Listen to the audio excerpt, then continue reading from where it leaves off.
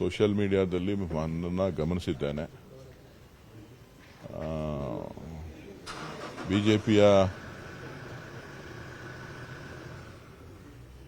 ಬಿಜೆಪಿಯ ಕಾರ್ಯಕರ್ತರು ಅವ್ರಿಗಾದಂಥ ಅವಮಾನ ಮತ್ತು ಅಪಮಾನ ಮತ್ತು ಅವ್ರ ಮೇಲೆ ನಡೆದಿರ್ತಕ್ಕಂಥ ದೌರ್ಜನ್ಯ ಇವೆಲ್ಲದರ ಬಗ್ಗೆ ಸಾಕಷ್ಟು ವಿವರವಾಗಿ ತಿಳಿಸಿದ್ದಾರೆ. ಜೊತೆಗೆ ಆತ್ಮಹತ್ಯೆಗೂ ಕೂಡ ಪ್ರಯತ್ನ ಪಟ್ಟು ನಂತರ ಅವರು ಪ್ರಾಣಾಪಾಯದಿಂದ ಪಾರಾಗಿದ್ದಾರೆ ಅಂತ ಕೇಳಿಬಂದಿದೆ. ಬಹುಶಃ ಇದಕ್ಕೆ ಭಾರತೀಯ ಜನತಾ ಪಕ್ಷದ ನಾಯಕರು ಇದಕ್ಕೆ ಉತ್ತರ ಕೊಡಬೇಕು.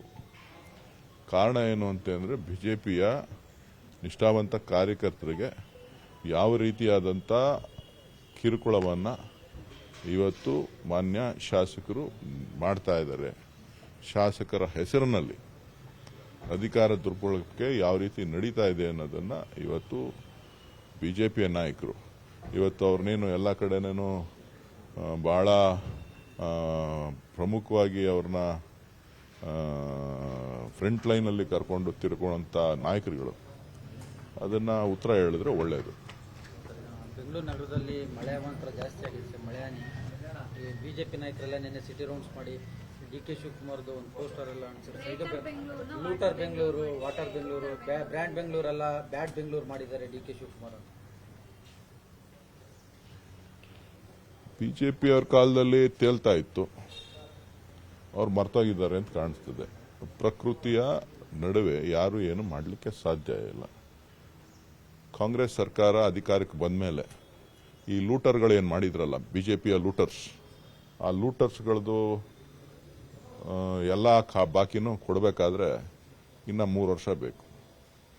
ಅವರು ಲೂಟರ್ಸ್ ಆಗಿ ಲೂಟ್ ಮಾಡಿರುವಂಥ ಬೆಂಗಳೂರು, ಲೂಟ್ ಮಾಡಿ ಬಿಟ್ಟೋಗಿರುವಂಥ ಬೆಂಗಳೂರು, ಅದನ್ನು ಸರಿಪಡಿಸಬೇಕು ಅಂತಂದರೆ ಕಾಲಾವಕಾಶ ಬೇಕಾಗ್ತದೆ. ಬಹುಶಃ ಮಾನ್ಯ ಮುಖ್ಯಮಂತ್ರಿಗಳು ಮತ್ತು ಉಪಮುಖ್ಯಮಂತ್ರಿಗಳು ಈ ನಿಟ್ಟಿನಲ್ಲಿ ಶಾಶ್ವತವಾದಂಥ ಪರಿಹಾರವನ್ನು ಕಂಡುಕೊಳ್ಬೇಕು.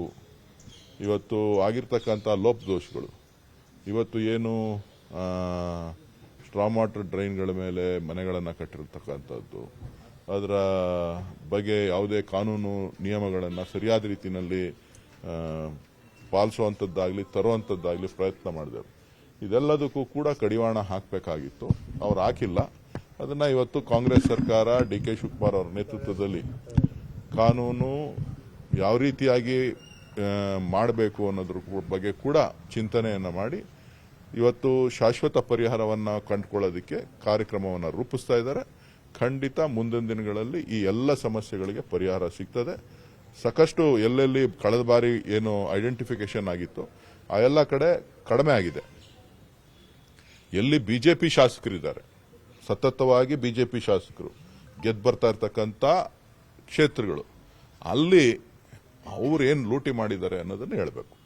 ಈಗ ಹಿಂದೆ ಬಿಜೆಪಿ ಸರ್ಕಾರದಲ್ಲಿ ಈ ರೀತಿ ಪರಿಸ್ಥಿತಿ ಆದಾಗ ಬ್ರಾಂಡ್ ಬೆಂಗಳೂರು ಅಂತೇಳಿ ಒಂದು ಕಮಿಟಿ ಮಾಡಿ ರಾಮಲಿಂಗ ರೆಡ್ಡಿ ಅವರ ನೇತೃತ್ವದಲ್ಲಿ ನೀವೆಲ್ಲ ಅದಕ್ಕೆ ಪರಿಹಾರ ಕಂಡುಕೊಳ್ತೀವಿ ಅಂತೇಳಿ ಕಮಿಟಿ ಮಾಡಿ ಈಗ ಆಲ್ರೆಡಿ ಈಗ 2 ವರ್ಷದಲ್ಲಿ ಅದು ಯಾಕೆ ಸಾಧ್ಯ ಆಗಲಿಲ್ಲ? ಈಗ ನೋಡಿ, ಎಲ್ಲದಕ್ಕೂ ಕೂಡ ಈಗ ಸುಮಾರು 2,000 ಕೋಟಿ ರೂಪಾಯಿ ಅಷ್ಟು ಸ್ಟ್ರಾಮ್ ವಾಟರ್ ಡ್ರೈನ್ಗಳನ್ನು ಎಲ್ಲೆಲ್ಲಿ ಇದೆ, ಪ್ರೈಮರಿ, ಸೆಕೆಂಡರಿ, ಟೆರ್ಷರಿ ಡ್ರೈನ್ಸು ಎಲ್ಲವನ್ನು ಕೂಡ ಐಡೆಂಟಿಫೈ ಮಾಡಿದ್ದಾರೆ. ಅದಕ್ಕೆ ಕಾರ್ಯಕ್ರಮ ರೂಪಿಸಿದ್ದಾರೆ. ಸೊ ಏನೇ ಮಾಡಬೇಕು ಅಂತ ಅಂದ್ರೂ ಕೂಡ ಎಲ್ಲರೂ ಕೂಡ ಆರ್ಥಿಕ ವ್ಯವಸ್ಥೆಯನ್ನು ನೋಡಿಕೊಂಡು ಮಾಡಬೇಕಾಗ್ತದೆ. ಆ ಒಂದು ನಿಟ್ಟಿನಲ್ಲಿ ಸಂಪೂರ್ಣವಾಗಿ ಇವತ್ತು ಬೆಂಗಳೂರನ್ನು ಅಭಿವೃದ್ಧಿಪಡಿಸಲಿಕ್ಕೆ ಮಾನ್ಯ ಮುಖ್ಯಮಂತ್ರಿಗಳು ಕೂಡ ಹೆಚ್ಚಿನ ಅನುದಾನವನ್ನು ಮುಂದಿನ 3-4 ವರ್ಷಗಳ ಕಾಲ ನಿರಂತರವಾಗಿ ಕೊಡುವಂಥದ್ದನ್ನು ಈಗ ಸುಮಾರು 7,000 ಕೋಟಿ ರೂಪಾಯಿ ಅನುದಾನವನ್ನು ಕೊಟ್ಟಿದ್ದಾರೆ. ಅದಕ್ಕೆ DPRಗಳು ರೆಡಿ ಆಗ್ತಾ ಇದೆ. ಆ DPRಗಳೆಲ್ಲ ಆದ ತಕ್ಷಣ ಖಂಡಿತ ಬೆಂಗಳೂರಿಗೆ ಒಂದು ಹೊಸ ರೂಪವನ್ನು ಖಂಡಿತ ನೀವೆಲ್ಲ ನೋಡ್ತೀವಿ. ಅದರ ಬಗ್ಗೆ ಯಾವುದೇ ಅನುಮಾನ ಬೇಡ. ಇದೇನೇ ಆಗ್ತಾ ಇದ್ರೂ ಕೂಡ ಬಿಜೆಪಿಯ ಶಾಸಕರು ಸತತವಾಗಿ ಸುಮಾರು 25 ವರ್ಷಗಳಿಂದ ಆಯ್ಕೆ ಆಗಿ ಬರ್ತಾ ಇರ್ತಕ್ಕಂಥ ಕ್ಷೇತ್ರಗಳಲ್ಲಿ ಇಂಥ ಅವ್ಯವಸ್ಥೆ ಆಗ್ತಾ ಇದೆ. ಅದಕ್ಕೆ ಕಾರಣ ಏನು ಅಂತೇಳಿ ಮಾಧ್ಯಮದವ್ರು ನೀವು ಹುಡುಕ್ಬೇಕು.